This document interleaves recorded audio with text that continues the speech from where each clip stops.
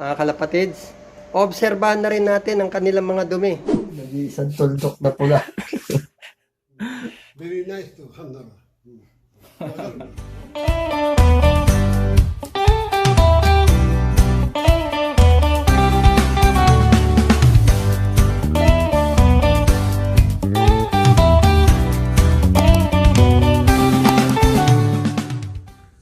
Magandang araw sa inyo dyan, mga kalapatid. Dumadalang tayong gumawa ngayon ng ating video, mga kalapatid, dahil nga nagdilipat tayo ng bahay kasi bagamat di naman tayo pwedeng umabsent dito sa trabaho natin, kawawa naman yung mga alaga natin, kaya miski napagod tayo sa paglilipat ng bahay, pasok pa rin, mga kalapatids.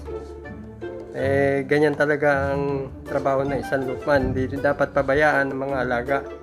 Sa mga magazine na to, mga kalapatids, nabigyan ng istorya ang amo ko dito.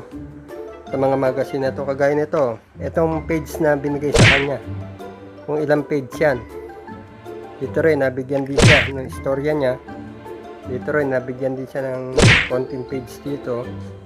Dito rin, nabigyan din siya rito. Ito yung bagong issue ng monthly na dumadating sa amin na mga ano. Ito nga pala mga kalapatids na nandito. Karamihan ng mga Chinese dito, Taiwanese, bumibili ng kalapati sa amo ko, mga kalapatids. Kaya mga nandyan sa itong magazine na to. Kaya nasama siya sa istorya ng mga kalapati ng mga alaga namin dito sa loob. Ito si Bossing. Ito yung video last year, mga kalapatids, nung sinama ko ni Sacho dun sa isang meeting nila. Ito kasama yung mga Pigeon Association dito sa Japan at saka mga Taiwanese and Chinese buyers. Ayan, nag-uusap-usap sila.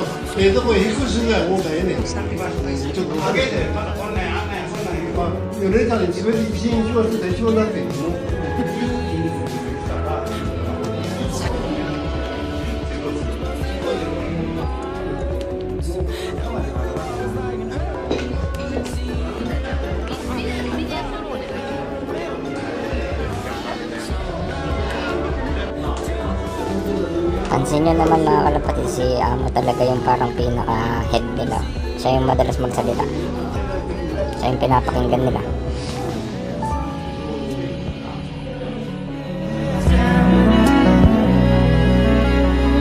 Oops, may naligaw na Lofman, mga kalapatid. Meanwhile, Pero ang pinakamatindi sa lahat, mga kalapatids, ito, tingnan nyo. Binansagan siyang kolektor. Ito. Binansagan ng amo ko na kolektor, Hideyunin. Nangongolekta siya ng magagaling na kalapate. Kagaya nung nakuha niya si D19. Nung kapanahonan ni D19, siya ang pinakamahal na kalapate. si Johnson. Nung nabili niya. Ganon din si Morris Gordon nung kumuha siya. Ganon din si Louis Opel. Si Louis Opel, mga kalapatid, hindi siya nagtitinda ng kalapate, pero napilit ng amo ko, nakabili siya ng kalapate kay Louis Opel. At gumawa siya ng isang breed na tinawag niyang Auto Winner. Ito, sarili niyang gawa ito. So, nag-champion tong ibon na to, matindi ang record na ginawa nito. Kaya i-declare ko tong Auto Winner ng amo ko na sarili niyang breed na pag-uwi sa Pilipinas, ang ipapangalan ko dito sa kalapantin to is yung pangalan niya mismo, yung Hideyunin. So, pagka nakakita kayo ng kalapati na Hideyunin ang pangalan, ayun yung Auto Winner na kalapati na binread ng amo ko, sarili niyang breeding. So, dapat sarili niyang pangalan ng breed, mga kalapatid. Kaya doon tayo sa labas, mga kalapatid, pasilip lang ni Kuya Toy Bits nyo yung mga trabaho na ginagawa niya rito, yung pagdilinis sa loob ng loop, mga kalapatid. O, mga kalapatid, yun tayo sa labas ng loop.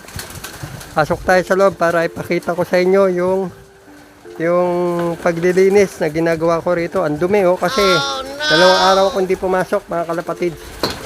Kaya ito yung mga young bird natin. Kaya ang kulungan natin madumi. Ito na, malalaki na yung paborito natin, mga kalapatid. Ayan na sila, oh. Yung mga paborito natin na kulay, oh, mga off color ng Gordon. Nandito na sila. Yung mga sabihin na natin second to the last to kasi meron pa mga sinusubuan mga 30 heads mga kalapatids. So dito tayo magdidinis sa may flyer section mga kalapatids. Papakita ni Kuya Toy Bits nyo kung paano ang paglilinis ng kulungan. Kasi alam nyo mga kalapatids, ang amo ko hindi niya ganong ginastusan tong kulungan niya. Oh. Simple lang. Kasi negosyante itong amo ko. Nagbe-breed siya ng kalapati. Nung sikat na siya, may pangalan na siya, wala siyang ginawa kung hindi mag-breed at magtinda ng kalapati. Kaya halos napakahabang panahon na ang kanya napatunayan sa pagkakalapati mga kalapatids. Kaya hindi niya na ganong ginastosan tong kulungan. Talagang business lang sa kanya ang kalapati mga kalapatids.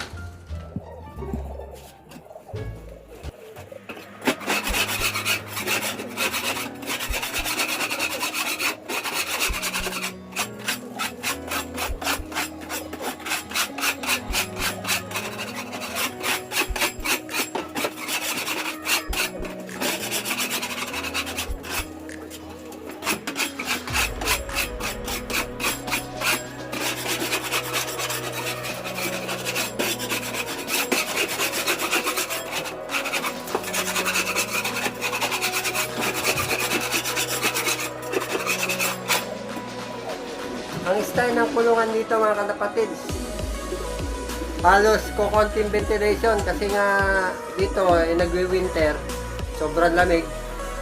Kaya ganito siguro ang style ng kulungan nila. Pero sa likod naman mga kalapatids, meron tayong bintana para naman may pumasok na hangin mga kalapatids.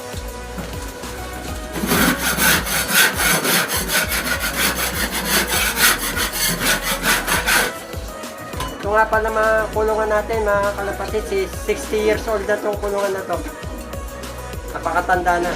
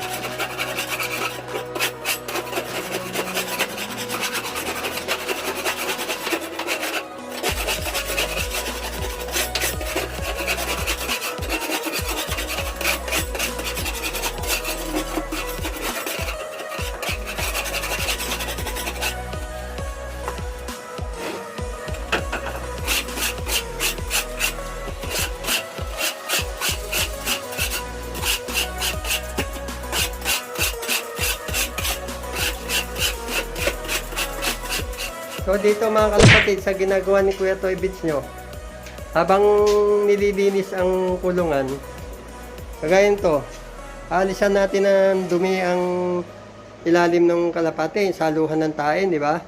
Mga kalapatids, obserbahan na rin natin ang kanilang mga dumi. Kung medyo basa, o basta meron kayong napansin na hindi pangkaraniwan, so para na rin tayo magsisilbing mga ano nila rito, mga doktor nila. Kailangan na obserbahan natin ang mga dumi nila habang nililinis natin. Kaya niya, no? Medyo dry siya, maganda. Maganda ang dumi niya. Ganyan ang gagawin natin mga kalapatids. Hindi basta naglilinis lang tayo, kailangan obserbahan din natin sila. Itong mga, lalo na itong mga breeder natin. Hanggang sa makapisa ng ano yan, mapisa yung itlog nila, hanggang sa lumaki ang mga inakay nila bago iwalay.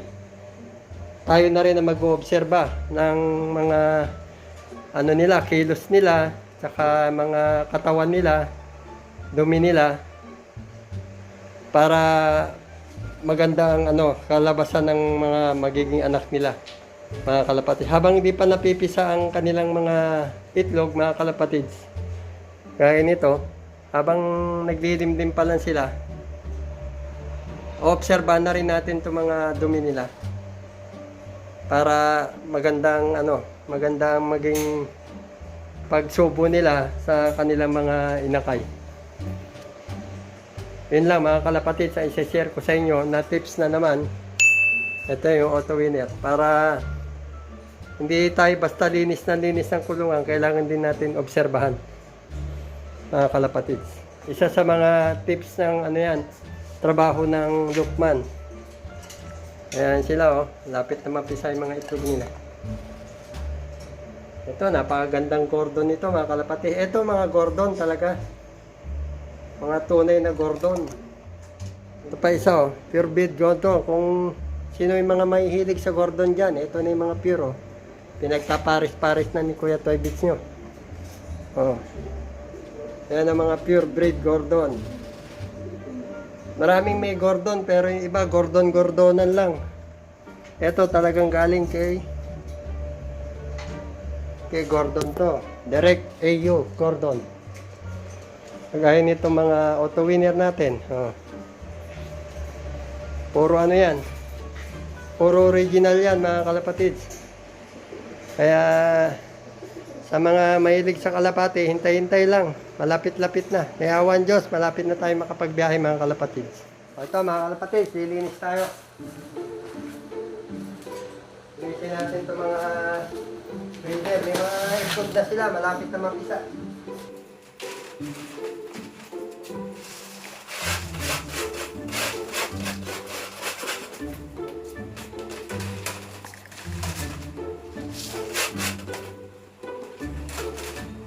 Sa quarantine office mga kalapatid, ganito rin ginagawa ko ron, 21 days na ganito. Tubig, pagkain, grits, tapos linis ng kulungan. Yung 200 na kalapate sa 21 days, gano'n ang ginagawa ni Kuya Toy. Ito.